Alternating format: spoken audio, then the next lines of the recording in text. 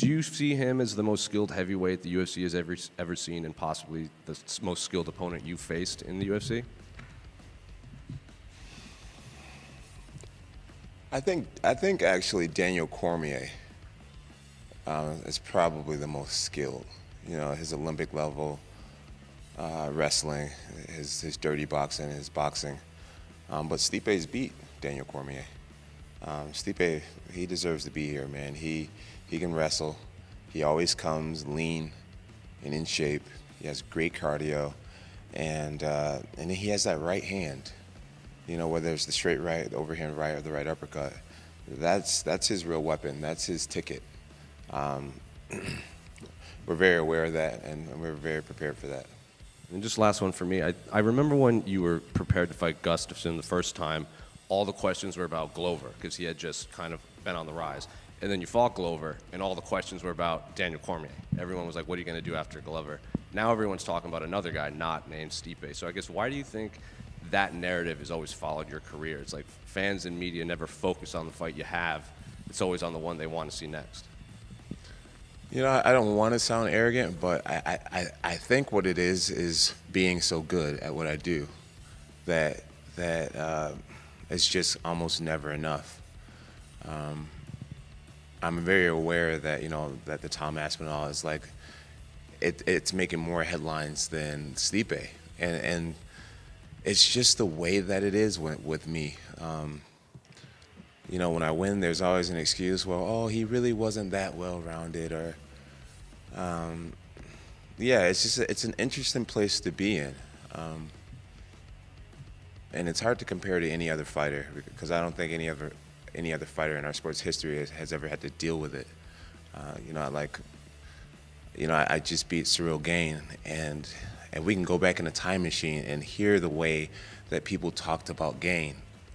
His athleticism and his speed, and I mean what he did to Taitu Tavasa, and like, you know, and then as soon as I beat him, he's like, oh well, he wasn't that, or he's this, and like, so it's a very interesting place to be in, and it just is what it is. Jon, with that narrative, you've obviously been having a little bit of fun with it in the lead up to this fight. You're saying quack quack on Twitter, addressing the duck things. What are those fans getting wrong? Why are you not ducking Tom Aspinall? What are they reading wrong about this situation? Okay, so I feel like narratives have been created that just truly aren't there. You can't duck a man that you were never scheduled to fight. It's like saying you got turned down by a girl who you never even hit on. You know what I'm saying? It's like me and Dana and Hunter have never sat down and talked about Tom Aspinall. He's never been on my radar. Never. I mean, just a moment ago, it was him and Sergey that was fighting, and Sergey could be in this position right now, and I would still be in the same place. I've beat people my whole career, and once I beat them, like the show just goes on. Like the French fans were just all over my case, and I just beat their guy, and I find myself constantly in the same position of, oh wow, he just beat another guy. Like what's next? You know what I mean? Like when I beat Glover Teixeira, he was on a 20-fight winning streak, and you beat Glover, and then everything just moves on. So for me personally now, it's just like I get that Tom is an exciting fighter. I get that finally after 16 years we found somebody who's 7 years younger than me and 30 pounds bigger than me. Like we finally found someone who may give me a great challenge. And everyone wants to see it so bad, but for me, it's like, what is it? What's in it for me? He changes nothing if I beat him. Beating Tom is just like beating Cyril Gane. Has a whole country behind him. He's hot right now. What happens to me after I beat him? Nothing changes for me. So I'm not ducking Tom Aspinall. If I failed to fight Stipe, I would be ducking Stipe because we contractually have been signed up to fight over a year ago. This is Stipe's position. The Tom narrative came out of nowhere. He won a belt, and now suddenly I'm ducking him. I've never had negotiations to even fight him, if this makes sense. So the fans are just ignoring it.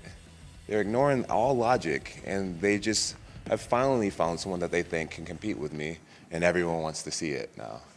I guess the clarifying question then is, if Dana and Hunter do come to you after this fight, the figures make sense to you, would you then be open to fighting Tom Aspinall, or are you categorically thinking, he does nothing for me, I will not fight that guy?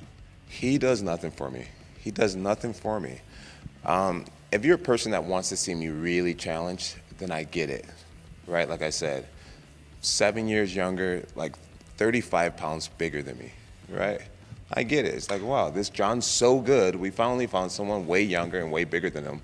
Let's see how he does against that. I get that narrative. But for me, if you were my manager, if you were on my team, why not fight against Pereira, a guy who's the same age as you, and we walk around the same exact size? Right now, I had to eat a big breakfast because I'm getting underneath 235.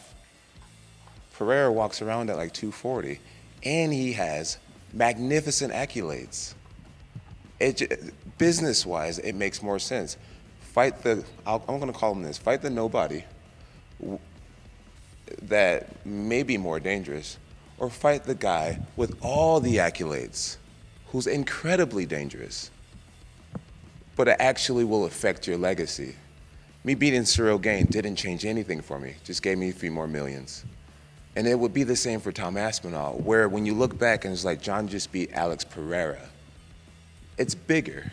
It's just much bigger. And anybody who can't understand that logic simply doesn't want to. I agree that the Alex Pereira fight would be massive. Obviously, the accolades, I think, is a really strong argument you make. That said, I think that one of the critiques people have is not that you picking Alex over Tom, it's the he doesn't deserve to fight me statement. When you compare his career at this point to when you got a title shot, he has more wins, more stoppages, more wins against ranked opponents, more main events.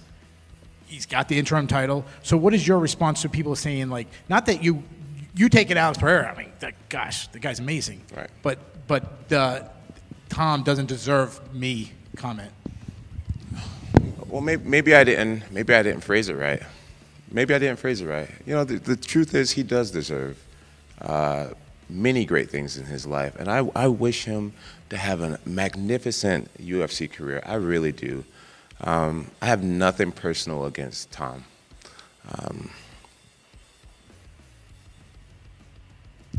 So maybe I shouldn't have said that he doesn't deserve, because he does deserve great things. What I'd like to see him do is go on and have a great career. You know, so many times people like to just try to go straight to the top, you know? And if we're in a business setting where he is and where I am, he wouldn't even be crossing paths with me. He wouldn't even be talking to me. You know what I'm saying? That's just what it is.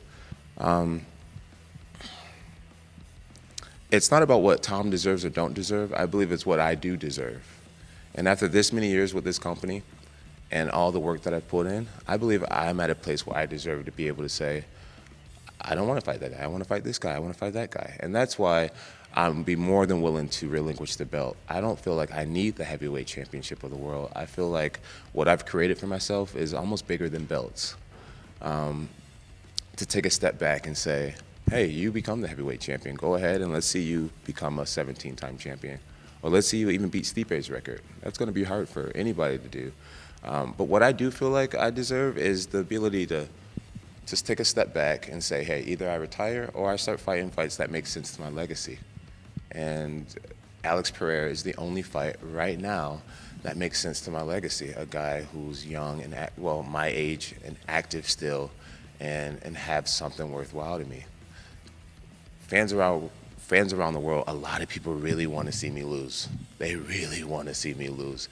To see me walk away with all the chips just irks people inside. And I'm glad to be in this position to walk away with all the chips. And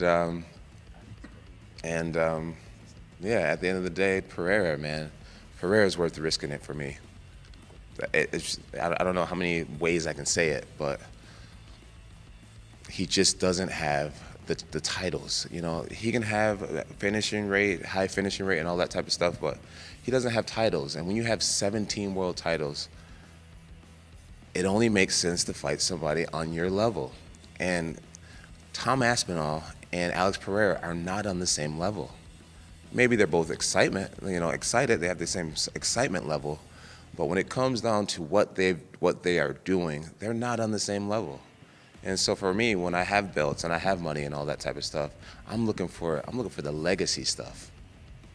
Tom doesn't give that to me. Hype, I would shut up hype, but I've been doing that my whole life, is shutting up hype. Me selfishly, I want legacy. That's what I want. So the main goal is to get past Stipe. And if I can do it in a really dominant, devastating fashion, then the desire in my heart would be like, okay, now it's Alex Pereira. And if the UFC doesn't want that to happen, because ultimately it's the boss's decision, then it won't happen. And I'll just move on with my life.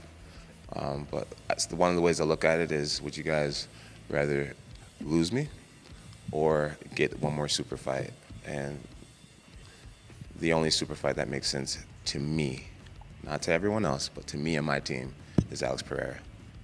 And maybe some fans want to see you lose, but I also think fans just want to see you like really challenged. Like they see you as like you're this greatness, and we want to see greatness challenged. Like a lot of people, their favorite fight of yours is Alexander Gustafsson, you know? So is there still a part of you like as a competitor that is drawn at all to that? Like I hear everything that you're saying, but I also like, and maybe that's just something about like getting older and what you've accomplished in your career, but I think that's why people want to see it. It's like they see it as like this great challenge. They want to see greatness challenge. Like, does that entice you at all still? There's a part of it that does, but if I'm being completely honest, I feel like Tom's been such an asshole that I don't want to do business with him.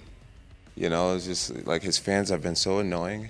And obviously you don't get this far in a career being affected by fans or whatnot, but he's just an asshole, you know, with his, you know, he's 30, so he's from this influencer generation where you hop online and the t-shirt sales and all that. I'm past that type of stuff. I'm like, bro, if you had a little bit more respect, then maybe we could have worked something out, you know, but I just don't even want to do business with him. You know, at the end of the day, this is a business. And fighting me gives him an opportunity to change his life forever. And I don't even want to give him the opportunity. Like he just played his cards wrong with me personally. And you know, I'm 3 years from being a 40-year-old grown man. You know what I'm saying? It's just like the press conference, going through the whole shebang with him. I'd rather not do.